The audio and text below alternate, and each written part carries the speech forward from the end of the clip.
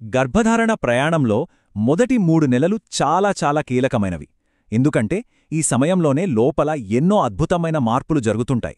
So ఈ అద్భుతమైన ప్రయాణంలో తీసుకోవలసిన జాగ్రత్తలు, ఆహారం, మిగతా అన్ని విషయాల గురించి ఈరోజు మనం వివరంగా మాట్లాడుకుందాం.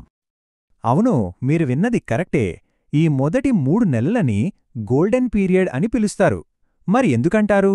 ఎందుకంటే ఈ సమయంలోనే బిడ్డకు గుండె, మెదడు, వెన్నుపాములాంటి అత్యంత కీలకమైన అవయవాలు ఏర్పడుతాయి.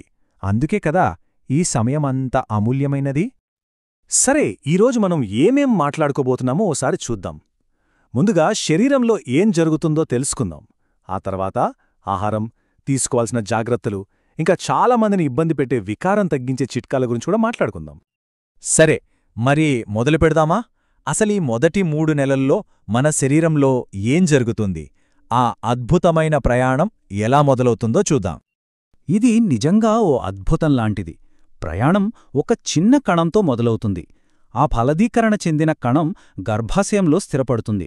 కొన్ని వారాల్లోనే ఊహించగలరా, ఆ చిన్న ప్రాణి గుండె కొట్టుకోవడం మొదలవుతుంది.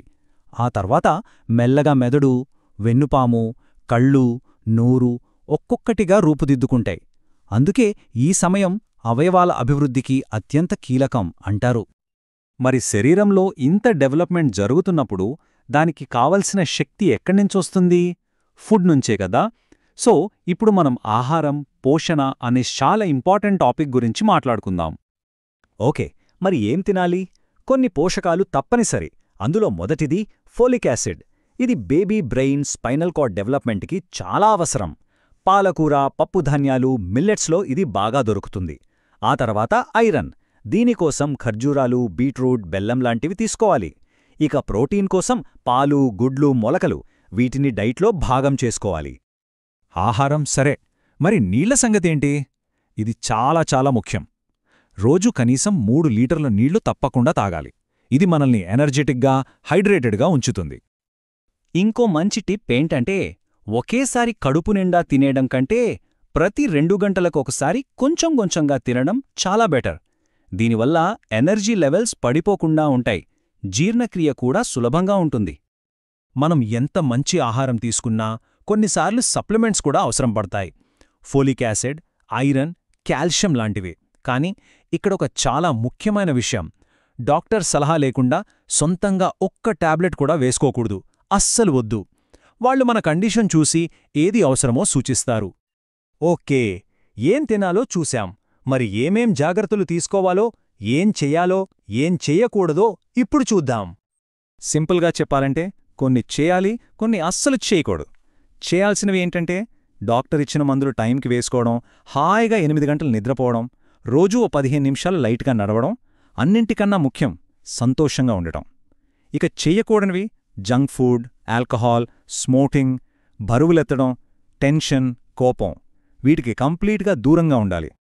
ఆహారం విషయంలో ఇంకొన్ని ప్రత్యేక జాగ్రత్తలు. ముఖ్యంగా 2 పండ్ల గురించి చాలామంది అడుగుతుంటారు. ఒకటి పచ్చి బొప్పాయి. ఇది తినకపోవడమే మంచిది. అలాగే పైనాపిల్ కూడా మరీ ఎక్కువగా తినకుండా మితంగా తీసుకోవాలి. గర్భధారణలో చాలామందిని ఇబ్బంది పెట్టే ఒక కామన్ ప్రాబ్లం వికారం. దీన్నే మార్నింగ్ సిక్నెస్ అంటారు. కొంచెం ఇబ్బందికరంగా ఉన్నా దీన్ని తట్టుకోవడానికి కొన్ని సింపుల్, న్యాచురల్ టిప్స్ ఉన్నాయి. అవేంటో చూద్దాం. అసలు ప్రశ్న ఇదే కదా, ఈ వికారాన్ని న్యాచురల్గా ఇంట్లోనే ఎలా తగ్గించుకోవాలి? దీనికి కొన్ని సులువైన చిట్కాలున్నాయి. వికారంగా అనిపించినప్పుడు కొన్ని డ్రింక్స్ బాగా హెల్ప్ చేస్తాయి. ఫస్ట్, గోరువెచ్చని నీటిలో కొంచెం నిమ్మరసం, తేనె కలుపుకొని తాగితే చాలా రిలీఫ్గా ఉంటుంది. లేదా చిన్న అల్లం ముక్క వేసి మరిగించిన నీళ్లు, అంటే అల్లం టీలాగా తాగినా పర్లేదు. ఇంకొకటి జీరా వాటర్. జీలకర్ర నీళ్లు కడుపుని చాలా ప్రశాంతంగా ఉంచుతాయి. డ్రింక్స్ మాత్రమే కాదు, తినే విషయంలో కూడా కొన్ని టిప్స్ ఉన్నాయి. కడుపుని అస్సలు ఖాళీగా ఉంచొద్దు. అప్పుడప్పుడు పల్లీలో, డ్రై ఫ్రూట్సో తినండి. పెరుగన్నం, ఫ్రూట్ సలాడ్స్ లాంటి చల్లనివి తింటే ఇంకా బావుంటుంది. అరటిపండ్లు,